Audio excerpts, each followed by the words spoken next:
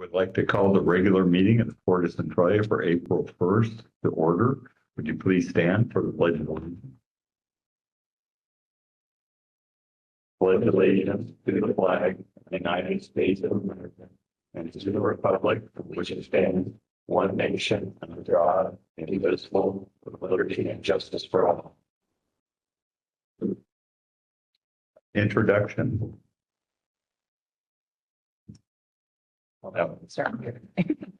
Commissioner Alex Cart, Commissioner Kyle Markstrom. Commissioner Peter Lamont. Amy for report staff. Thank you. I would entertain a motion for the approval of the agenda or approval of the minutes. Sorry, I'm looking at the wrong thing. Okay, entertain a motion for the approval of the agenda of April 1st, 2026 regular board meeting. So moved. Second, It's been moved and seconded. Is there any discussion? Any corrections or additions? Seeing none, all in favor, say aye. Aye. Aye. Motion carries 3-0. Good of the order and public comment. And we have two people that have signed in, and I'll ask if there's anybody else, but Jan Benovich, please. Oh, let her do her thing. Jan Banovich, Centralia. At the last board meeting, Commissioner Markstrom made what I felt was a rather disrespectful remark to Commissioner Picard, pointing out that she was new to the commission, unlike himself, who has served for a number of years. This was in response to the SEPA appeal against the city. I'm really impressed by how much knowledge Commissioner Picard has gained in just 3 months on the commission. She seems to be very well versed in the port's business. And in my opinion, she has proven over and over again that she fully understands that she is in that seat to represent the citizens of the citizen owners of the port, and not just there to sell property, regardless of the impact to the community. Regarding warehouses, have you ever asked the citizens what they want? Many do not want them. The city listened. At the last meeting, Commissioner Markstrom made it clear he's not interested in getting input from citizens on port business, citing attorney-client privilege at executive sessions. However, not all information is confidential, and he's surely aware of that. Recently, the recent issue with the port and Commissioner Markstrom refusing to hand over his phone records for a records request, citing they don't believe they're legally required to, Markstrom has claimed he has nothing to hide. So why not just prove it by complying with the request, regardless of legal obligation? It seems everyone else has done so. Also, I would suggest dropping the costly appeal against the city, agreeing to the 250,000 square foot warehouse size limit with traffic mitigation on Harrison Avenue, hosting an open house for the community, and getting back to focusing on representing the interests of the port's citizen owners. And let's clean up Centralia Gate. Thank you. Thank you. Next, we have Senator Odegaard.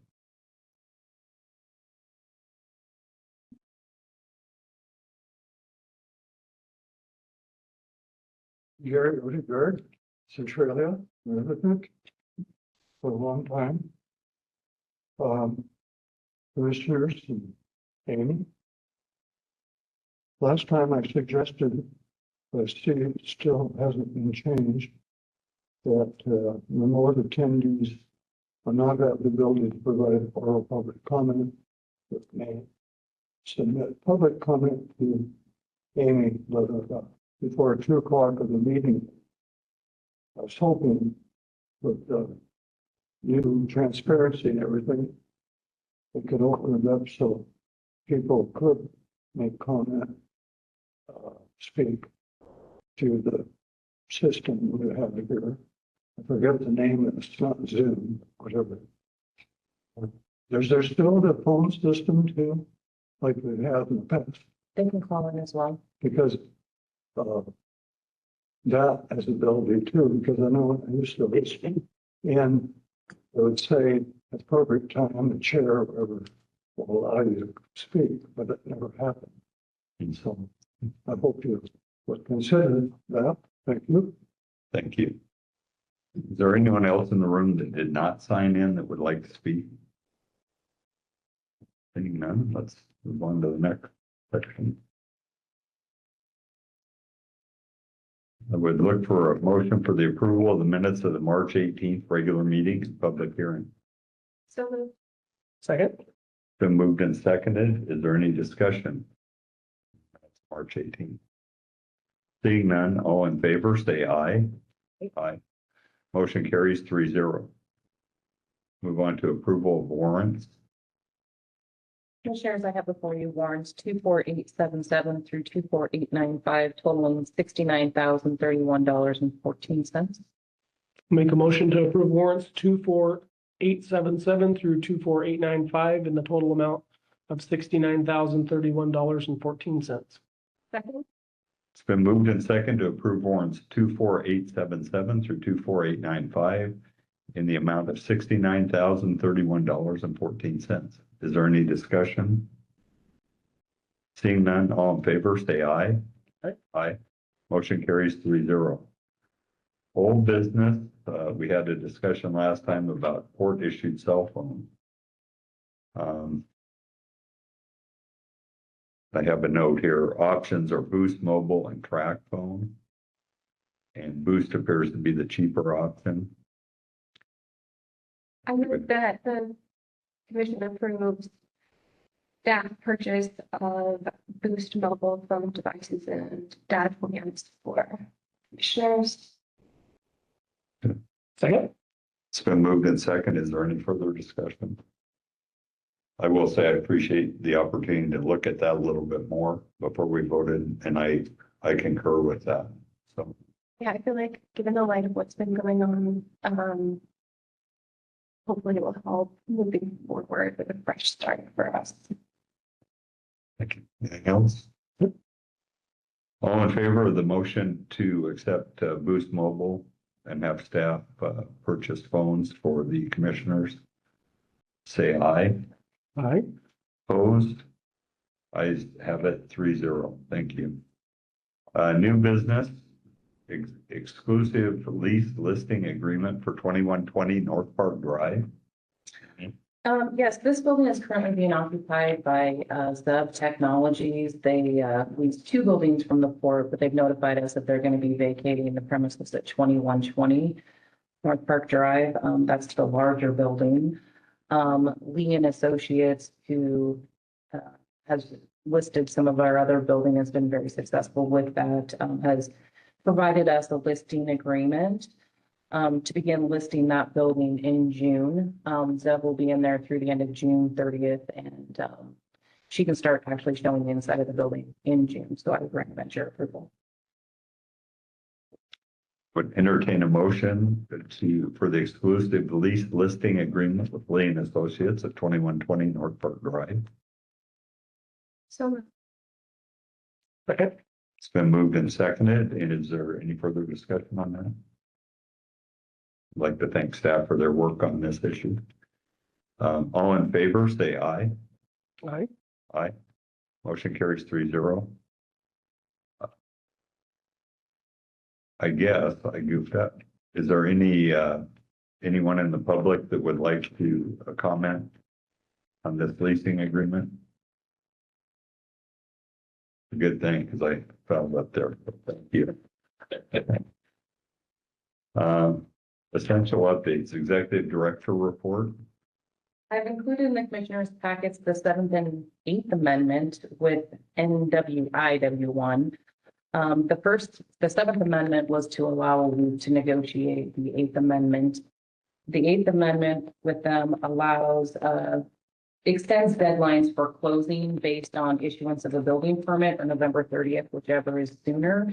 It also adds items regarding our boundary line adjustment, the parcels kind of moved around a little bit, as well as easements and covenants that are required on that property. I already executed those agreements, but it's just there for your information.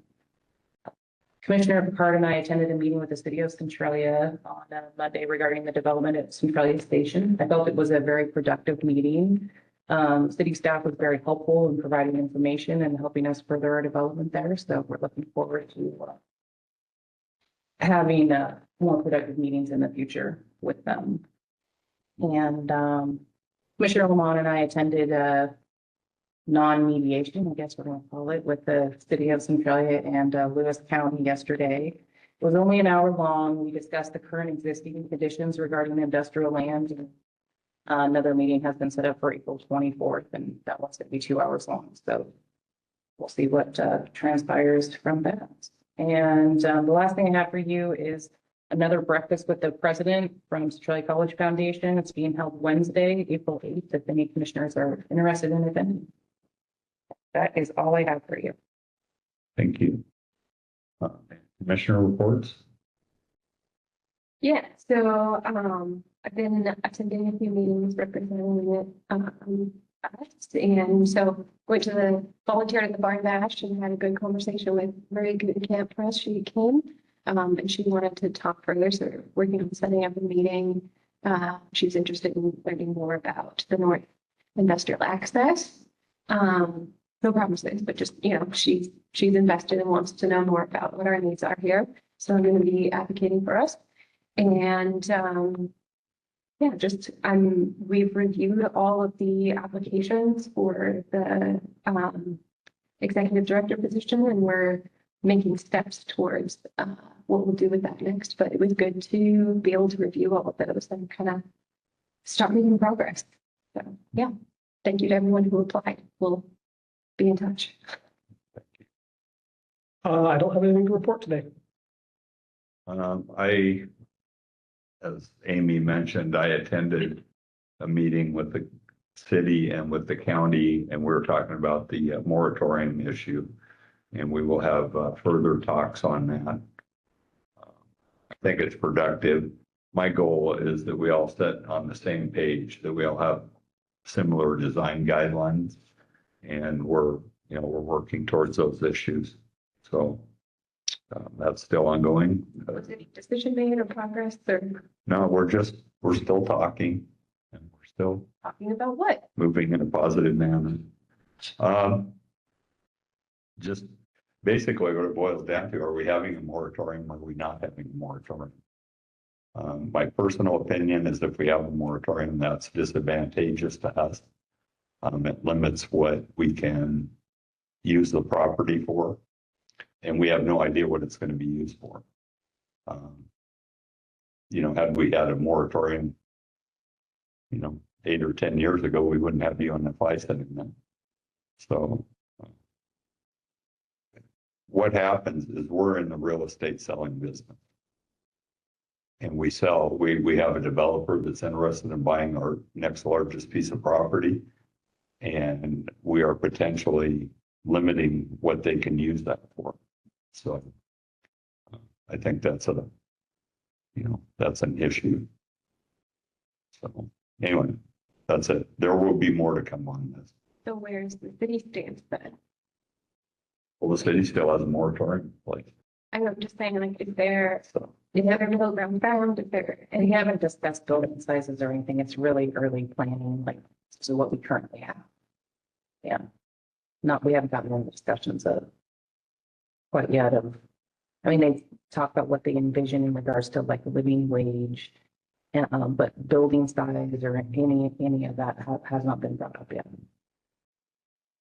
are there action items that we're doing in preparation for April 24th? We're still just talking. They were to provide a vision statement. We are? Each entity they sent homework to provide a vision of what you anticipate that property to look like or what that development will look like. Yes. So when are we going to discuss that? Well, maybe sometime before the next meeting. I don't know. I don't think we're, I'm not quite sure where we are in the process for us to even talk about it yet. I'm willing to talk about it if you want to put that on. Let's put that on a discussion item on the next agenda. I'm willing Put that to do in the April 18th agenda. that way we have time to think about it. I did attend another meeting, which I didn't mention, with the Pac Mountain Workforce Board. And their discussion was on Lewis, Thurston, Mason counties. And it's what are the upcoming occupations. Pac Mountain puts money into training for different sectors of the economy. And so I asked yesterday, and I sent a report to Amy, and I sent a report to Mindy Brooks with the county, because we're talking, one of the issues is what constitutes a living wage in this area. And so they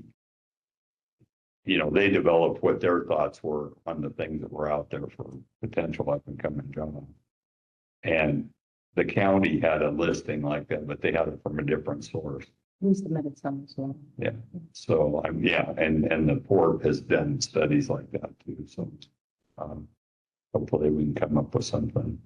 So, and we did, which I didn't mention, it. We did have a constituent gave me a list, which is in your packet, of their thoughts, because I've asked the question a couple times. I said, okay, you don't want this kind of business. What do you want? And this constituent came up with a list of items, and there might be good for us all to peruse and, see if there's a way that we can tie that in. So I think if I could just offer a quick thought on that. I think it's important for us to recognize and as well as the city and the county, as we continue to have these conversations, it's important to recognize that we can want anything in the world, but what are our three entities going to do to see those things into reality? So, we can want to have a minimum $100,000 wage for every job we bring into the community, but what are the things that we can commit to, and that the city can commit to, and that the county can commit to make something like that happen? Because to only wish for things is not going to set anything in motion to allow us to realize those wishes. Right now, Washington State is in a very disadvantaged position when it comes to recruiting companies. Our state doesn't give us any tools to recruit companies. I know that it's been talked about developments in other states that, we would like to see modeled after.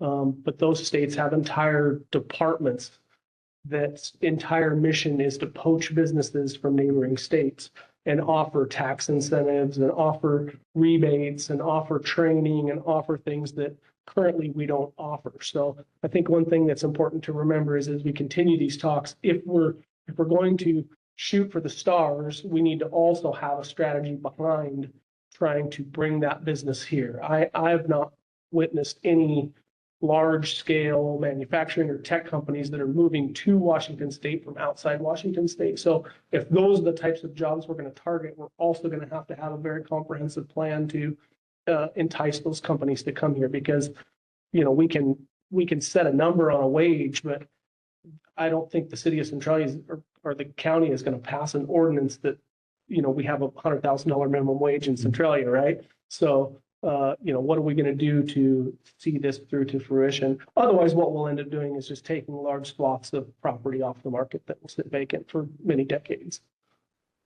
I've asked city council twice to give us a list of the buildings or the businesses that they think they would like here. Nobody from city council has given me anything. Like I said, this one constituent, they heard that call and they came and said, here, this is what I think. So, just take a look at it and see. I'm not advocating for it, advocating against it. It's just another opinion out there. And the more advice we get, the better decision we can make. So, is there anything else? Mr. President, may I ask a question? Please. Does anybody know if the big new building out here has a tenant yet? I don't. No, no. All I know is that company's building it and I don't know who they're negotiating with. Does the board have authority to pass a motion? We don't want a concentration camp out there. I don't know that. It's privately owned property at this point. Yeah. Yeah. I believe, is that property subject to our port master plan? It is. So within the Port's master plan, we do have some authority, but it's somewhat limited. Yeah, Or city zoning as well, so. Yeah, I mean, the zoning from the city and the county Yeah, would more likely be in play than. Why? Haven't heard of any concentration camps going in the United States lately, though. I think we're safe. What'd you say? I said we haven't had any concentration camps come in the United States lately, so I think we're safe.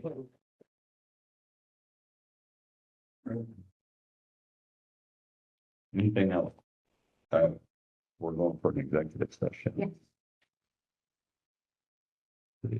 Okay, we are going to go into an executive session to review qualifications for applicants pursuant to RCW 42.30.110, subparagraph 1, subparagraph G, and potential litigation pursuant to RCW 42.30.110, subparagraph 1, subparagraph I.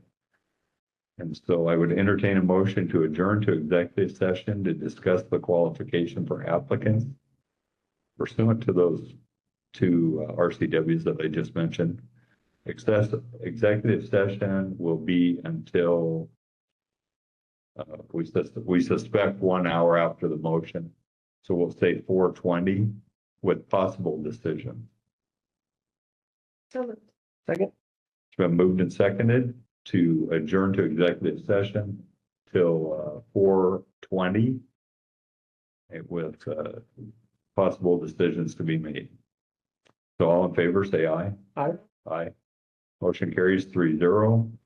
Call the meeting back to order after executive session. I don't think we have any decisions to report out. move that we waive the attorney-client privilege to discuss what the topic in full from executive session.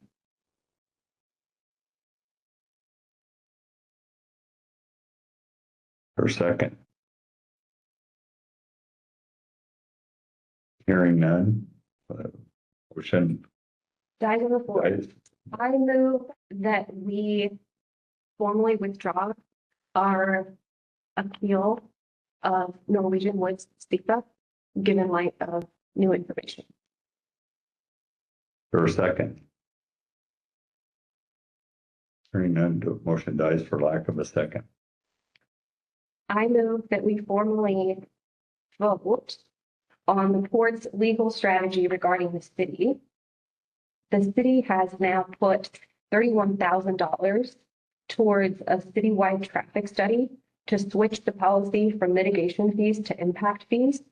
That process is already underway. They expect to have this process, this step of the process with the traffic study. Discussion. Is there a motion? Yeah, the motion is that we formally vote on a new path for Port's legal strategy regarding the city and their handling of traffic. Is there a second to that motion? Seeing none. Motion fails. Anything else? I move that we direct Port staff to begin a search for new legal counsel and phase out our reliance on Van Ness Feldman. Is there a second? Motion fails for lack of a second. Anything else? Sorry. Can't say I tried. No, good. I move we adjourn. second. Been moved and seconded. All in favor, say aye. Aye. Motion carries 3-0. Thank you.